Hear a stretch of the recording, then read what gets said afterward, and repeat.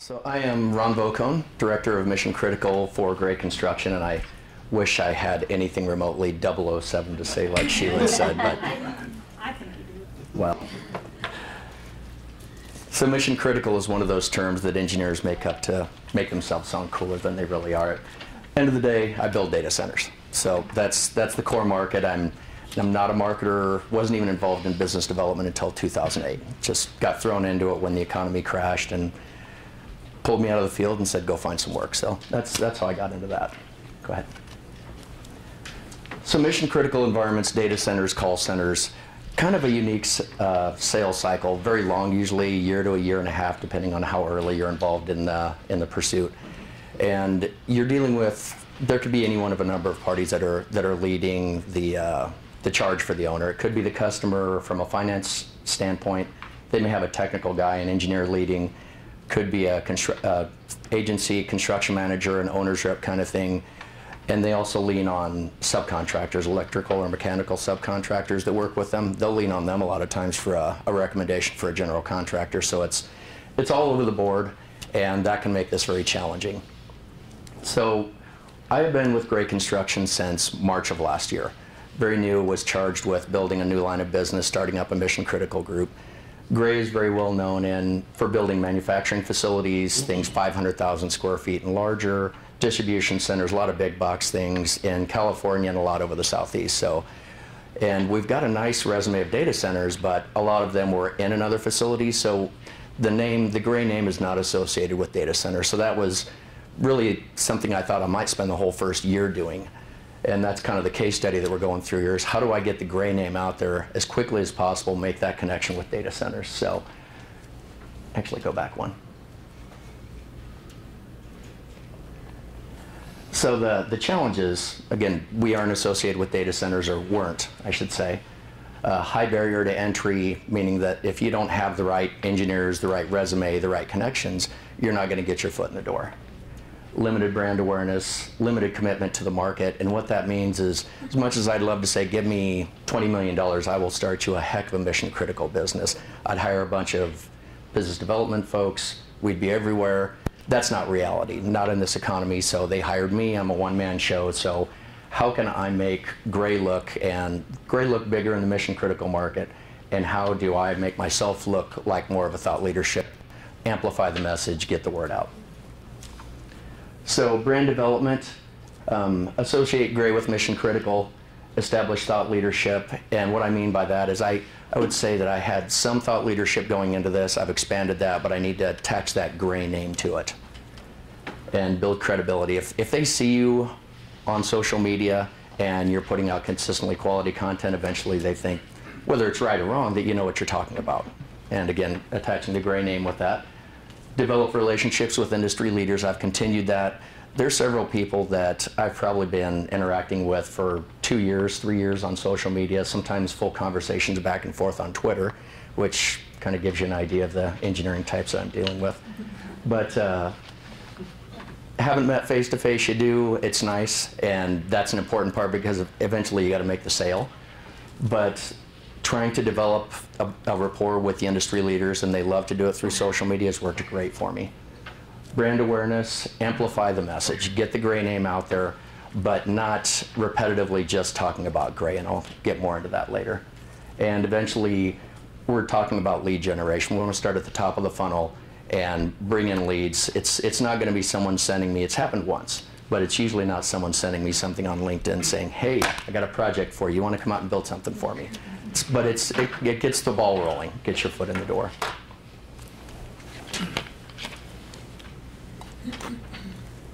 So the strategy, as far as social preferences, you got to figure out where your customers, your thought leaders, your partners are. Again, things that, as a general contractor, and Joe would agree that generally we'll say that the subcontractors work for us, but these guys can have a real impact on your ability to win a job. So knowing where those guys are, get your name, get your face in front of them, hopefully speaking intelligently. It's a good thing to do. Evaluate the market in competitive social channels. Do you want to use LinkedIn? Do you want to use Twitter, Google+? There's lots of things out there. How did you figure out where your audience is? Trial and error. And I hate to put it so bluntly, but initially, I'm much more strategic now, but it was a lot of spray and pray. When you know, I got a question.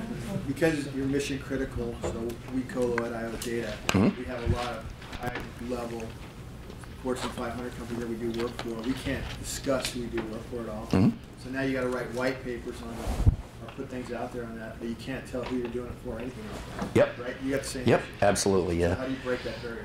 Well, you try to find what they will let you talk about, like say a Fortune 5 software company based in Seattle area. They'll let you say stuff like that. They won't let you say who they are, which I can't say. So. Question over here? I had the same question. Okay. You guys are thinking alike there. All right. All right. Establishing a relationship goes back to a lot of times I'll be at a conference and I really like what someone's had to say. I'll hit him up on LinkedIn. He doesn't know me, I didn't meet him, I don't have his card, but I'll blow a little sunshine and he'll usually accept. And then you find some way, eventually he'll see your face coming across his LinkedIn screen and hopefully you're connected on Twitter and he starts noticing. So, and hopefully there's some interactions that come. It's a long-term process, you have to be committed to it. As Al had said, it's not something where you're going to see something happen positively over a 1 or 2 month period, if you're going to do it organically. So resource efficient, what I mean by that is simply it can't take a bunch of people because again, I'm one-man show. So certainly got a lot of construction resources behind the scenes, but I'm out there trying to do this. We've got to be efficient as possible. And people say, doesn't this take a lot of your time? And it really doesn't because I'm using the right tools and the places where I find the content I was already reading. So it's just taking the next step to post that. And coordinating with marketing for measurement. Got a great marketing department. If you ask me a bunch of marketing questions, I probably can't tell you what they do. I just know they do it well and it makes me look smart. So I'm happy with that. Question. Go ahead. Does the marketing department have their own social media? Yes. Okay, so you just work in conjunction with your needs? Yep. Yep, I took my personal brand to Gray, and apparently they see some value in that, or I don't know why they'd have me. But what I've heard a lot of times is you build your personal brand and the company comes along for the ride. So I've kept that up. We tag team on a lot of things. If Gray does something really special, then I'll retweet them. They retweet me if I have a column coming out. It's getting it all working toward the common goal of either getting work, getting to your website, whatever that is. One more click. So LinkedIn, that's where it all started for me. I kind of inadvertently got into it a long time ago, but that's my favorite place to be. I'm comfortable with it. I like the changes they've made, but there's so many things you can do. You've got your profile. You know, everyone here knows what, or I assume knows what search engine optimization is. You can optimize your profile. Put in all the words that you want to be known for, mission critical in my case, data center, sustainability, and that's kind of my personal brand where there's a lot of people doing data centers, but trying to get that intersection of sustainability, energy efficiency, and data centers is where I really work the market hard. And that's kind of been a differentiator. Not as many people talking in that space and has helped get me noticed. So, and every week every time you do something up to your profile, there's the network updates you've probably all seen. Every time you tweak experience or expertise or whatever, your name goes out there on those LinkedIn network updates. So it's a great thing to do, real simple. Groups, you can belong to up to 50 groups. I'm in 50. Someone could argue, can you be interactive on that many? It can be a challenge at times, and I won't say I look at everything that's posted every day in those groups, but probably 35 to 40 are data center related, 5 to 7 are sustainability related, and the others are pure energy, so I can hear more on what the energy group's doing, which directly relates to data centers. So Twitter, again, a very, very different thing than LinkedIn, but you've got this space over here, use it.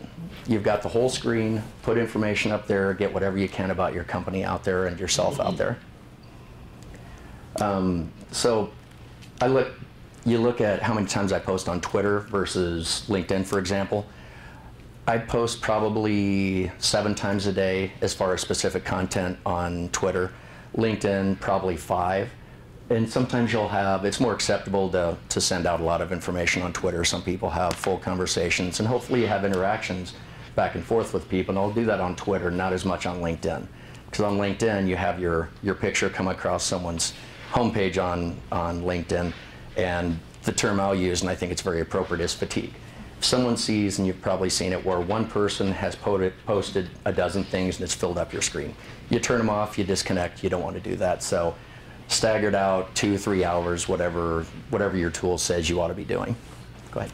What type of content do you get posted on LinkedIn? Is it just take a look at this article, it's an interesting one, so, or is it content that you yourself have created? Yep, both. What's the ratio? It's probably 97% or more other people's stuff. I write a column a month, so I'll put that out there. And if something good happens with the company, I'll put that out there. But if you put too much of that out there, people tune you off. They're just talking about yourself. You've probably met people at a party or something, and all they want to do is talk about themselves, and it gets boring, and you find some way to go get a drink or do something else. So same thing on social media. They'll tune you out, and I did that really, really badly. I used to read all of my stuff in the evening, post it all, and then I was made aware of what that really did, and so found scheduling programs through my wife's great help. And so Google Plus, I use that differently than the other two. I post much less content there, 1 or 2 times a day, but usually if I have 5 or 6, 7 things I want to do during a day, I'll take the 1 or 2 most important things that I think impact either sustainability, energy efficiency, something specific to data centers, get it out there. You've got more place you can write, so take advantage of that. And I found that even though I have far less people on Google Plus, they seem to be much more interactive, much more engaged. So using all of them for different things. And then the guest authoring, it was probably just under a year ago I did my first column for Data Center Knowledge. Was really a group that I really had liked, read their stuff. It's one of my go-to newsletters every day. And we ended up interacting on social media. They said, we see you posting all this great stuff, would you write a column for us? So did that with the intent of just writing a short series, and after that was done, I became part of the batting order. They just said, what are you going to do next? But keep going. And that single thing, speaking to the thought leadership that I'll mention, did more for my and Gray's brand awareness than anything in the data center market. Data Center Knowledge, then click one more. It's just a great site, very much where data center geeks go to learn. And to be included in that was just a huge win for me. And very interactive group. I think they have 5,000 individual people hit the site a day, which isn't a huge number, but in the data center industry, that's quite a bit.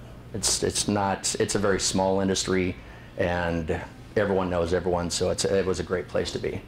And customize the approach, figure out what works, 1 or 2 more type things, figure out what is shared. It's all over the place, a lot of trial and error.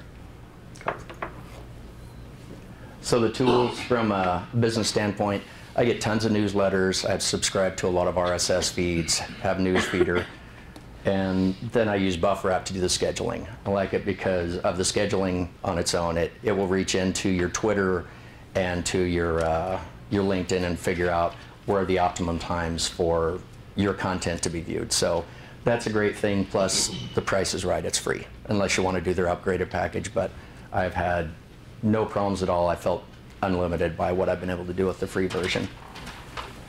Google authorship tag is something that really is an exceptional thing, and I am not smart enough to tell you how to do it, but it's a tag that we have embedded into my columns, so that then leads people back to my Google Plus profile, which helps in SEO value through Google. And I didn't really know how well it was working until after a couple of columns that we'd done this. I just did a random data center search with no intent of looking for myself. And I was number 4 on one and number 5 on another search. So it really, really works. And it was within probably a week of when that authorship tag was put in. Can you give us some idea of what that is?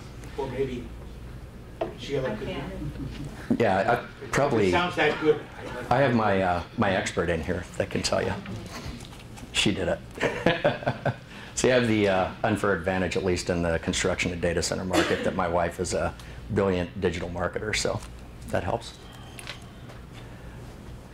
Okay, so authorship timely connection process. When I go to conferences, I work the heck out of the room. I'll come back from a 3-day conference with 80, 90 cards. And you know, to have a really good conversation with that many people's hard. My brain's fried when I'm done. But within 24 hours of meeting them, whenever I get back in front of a computer next, or sooner if I have my iPad, you're going to get a connection on LinkedIn. And I'm going to check and see if you're on Google+, see if you're on Twitter, and start following, make that connection. And on your LinkedIn, I hope that it goes without saying, personalize the message.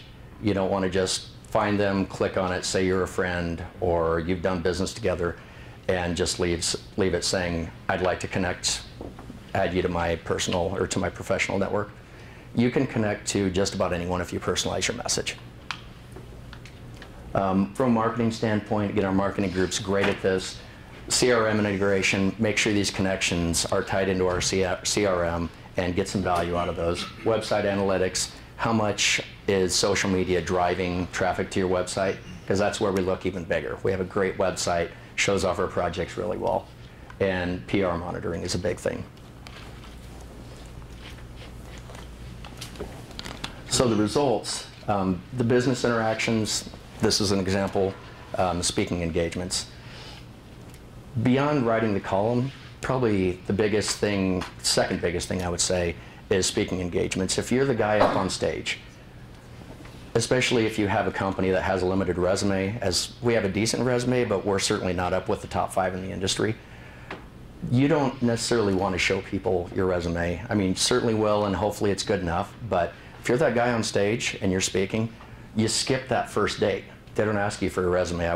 I spoke in Santa Clara and had a couple of guys from KeyBank come up to me and say, we have a $200 million fund that we just started. We want to fund data centers. Can you help us find some projects? I bet I can. Pretty sure. Spend your money for you. So, and you know, just completely random guys running down the aisle with their business cards out. That's great. Last year I spoke in Santa Clara, Chicago, Washington, D.C., Northern Virginia, here in Phoenix for a Tech Council event. And remarkably, and again, purely social media related, been asked to present at a sustainability conference in September in China. I don't know if that'll bring me any business value, so whether I go or not, we'll see. But it just shows the reach of social media. It's incredible. Publishing invitations, again, the data center knowledge. I did a webcast a couple of weeks ago with UBM Future Cities, which was, again, sustainable and data center related, and then they've asked me to write a column. So those things are all great and are a direct result of social media. Perceived awareness, it's a very unique thing for me. I have an example where I was at a great data center conference out in San Francisco. There's this one particular guy with Vantage Data Centers. Been trying to meet him for 2 or 3 years. Very much a thought leader, can get me a job with those guys from a construction standpoint. And I had connected to him on LinkedIn a long time before, but had never met him. So a friend, business contact, said, oh, I'll go introduce you. He's a friend of mine. So went over, introduced me, says, oh yeah, we've met. Yeah, we met quite a while ago. And it's almost subliminal. You have your mugshot on LinkedIn coming across the page every 2 to 3 hours. And the perception is that, unless you know that these tools exist, the perception is that I'm posting stuff from 6 a.m. to 10 p.m. So and let that perception stay, that's fine. I'm good with that. And meetings, I'd gotten to know some folks from various economic developers around the country, Nebraska being one of them, because that's where I'm from originally. And they're, believe it or not, getting into the data center market. So have gotten to know those guys at a conference. I've shared some of their content, done some promotion for Nebraska and other states over LinkedIn and Twitter, and have become their friend. So I'm at a conference in Santa Clara again, and they have a guy that's got a very unique project in the data center world, and they made sure that I got a meeting with this guy. You got to meet Ron. He knows what he's talking about. That's, you know, just having people, it's like expanding my business development network. Even though there's one guy from Gray focused on it, having other people like that around the country doing stuff on my behalf, I mean, it's certainly not their focus, but they're looking out for me, and that's a great spot to be in. And recruitment, I wouldn't have the job I am if it wasn't for social media. Headhunters, and if you're higher up in the company managing a lot of people, you don't want to hear this, but it's the reality. So keep your employees happy, because otherwise headhunters know where they're at. If they're active, they'll find them. And I get probably depending on what my activity level's been, I can get anywhere from 4 to 5 calls a week. You know, it gets irritating if you're happy where you're at, but it led to a very unique opportunity that I have, so life's good. And KPIs, share of the voice, what kind of lift does your brand get out of this, and the number of mentions, whether it's Gray, whether it's myself, and again, does it lead to something more? And I've, you know, similar to Al, I had a lot of doubters in Gray very early on. I had a couple of guys say, do people just call you up and say, here's a job, go build it?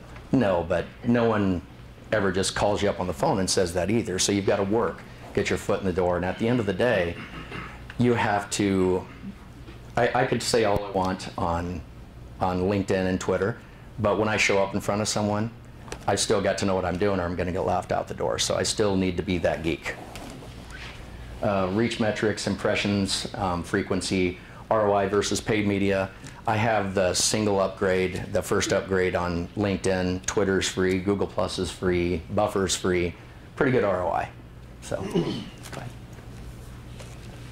so learning social media's got to reflect your offline business. That's where I was just going, is you've still got to deliver. If you're a constructor, like Joe and myself, we've got to be able to show up, we've got to talk the talk, not only from a technical standpoint, we've got to know the subcontractors, know how to get permits, all the things that a builder's got to do. But social media can help accelerate, or at least get your foot in the door with those kinds of people. Know your market, and this is where I really shine, because I'm probably the biggest geek that you guys will ever meet, is getting in front of the right customers. If it's a financer, you don't want to go that far. He doesn't want to hear about the number of hours of free cooling in Lincoln, Nebraska. But if you're talking to their engineer, he does. He absolutely wants to hear that. That's going to help him make the right decision on the site. So speak in their language and respond to all comments. If you post something, whether it's in a group, on Twitter, a blog, a column, whatever you want to call it, if it's on LinkedIn, it's going to tell you automatically if there's a comment. Respond quickly. I had an unfortunate interaction recently with an engineer that didn't like my column, and he just took it way beyond the intent, was simply to talk about a certain topic, and he put on a long diatribe about the number of hours of this and the degrees and that, and I just had to try to stop it, several interactions. But if I hadn't seen that, it could have really gone south, and he could have just continued to beat the heck out of me. So you don't want that to happen. Hopefully they're good interactions. Someone says, what about this? I can get back on and answer, well, here's what I think about this situation, this location, whatever it is. And if you do that, you're not only responsive. If it's a potential customer, he can say, wow, he's responsive on social media, think I was going to be on my project. It just is a great thing. And then the give to get. I've seen a couple of contractors in town that all they do is post about, look what we built, look what the project we have is, and people tune it out. People want to hear about, it's educational, as Al pointed out. The more you can put on there, the more quality content you can put out, the better. The best compliment I've had on social media is I've had a couple of engineers just in the last couple of months, but probably a dozen over the last 2 years, say, I don't even need to go to newsletters anymore. I just watch your Twitter feed. That's right where you want to be. I'm the authority. I mean, whether I am that smart or not, he thinks I am, so that's all that matters. So, especially if he's got friends with money that want to build data centers. So give to get. Most of your content has to be real, educational, do something for your industry. And then you can slide in the occasional column that I write, or the occasional, Gray just built a great data center, or Gray just opened up a huge manufacturing facility in Tennessee. And people will notice it then. Then you get those retweets because they appreciate what else you've done. So test, tweak, evaluate, repeat. You know, you can see over a period of time, a couple of months, and sometimes quicker, what your changes have done. So just keep playing with it, and you'll figure things out pretty quickly. You certainly figure out quickly what doesn't work. Operational efficiency, again, make everything as automated as you can, with the exception that you can automate an RSS feed or your news feed. And I know people that do this, try to search for data center, and it dumps every so often into their feed. I've seen a couple of really bad examples of where people have used certain words to try to get their not so nice blog or website, if you will, noticed, and he tweeted a couple of those things, and I won't tell you what the underlying business was, but it wasn't good. So everything that I post, I've read. So I would stick to that. if you can't keep up, then just try to share less content, because you'll run into trouble, I think, if you automate things like that. So that's all I've got, and feel free to hit me up on LinkedIn. So, how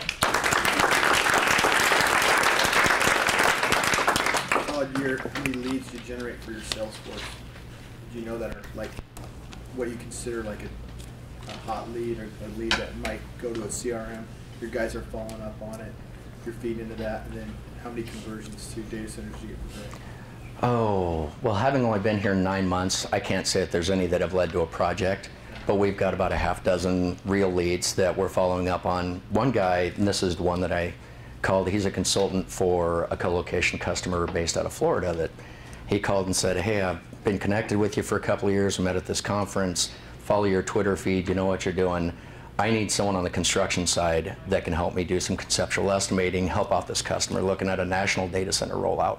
So they're very much in spin cycle deciding how big they want to go, but if it happens, I'm at least going to get a seat at the table. That's great. Well, and the brand value of what he's doing is huge. Right. No, And that comes before lead generation. So if Gray was virtually non-existent in the data center space before he got there, to go from that to being a recognized expert in data center knowledge, which if you're in the finance world, you read Wall Street Journal. If you're in the data center world, you read data center knowledge. So to even be picked to be a writer for data center knowledge is a really huge thing. And to not submit or have to write a white paper. He single-handedly put Gray on the map Oh, I got that. for that particular industry in 9 months, which is, I think, one of the most amazing case studies about how one person can influence social media.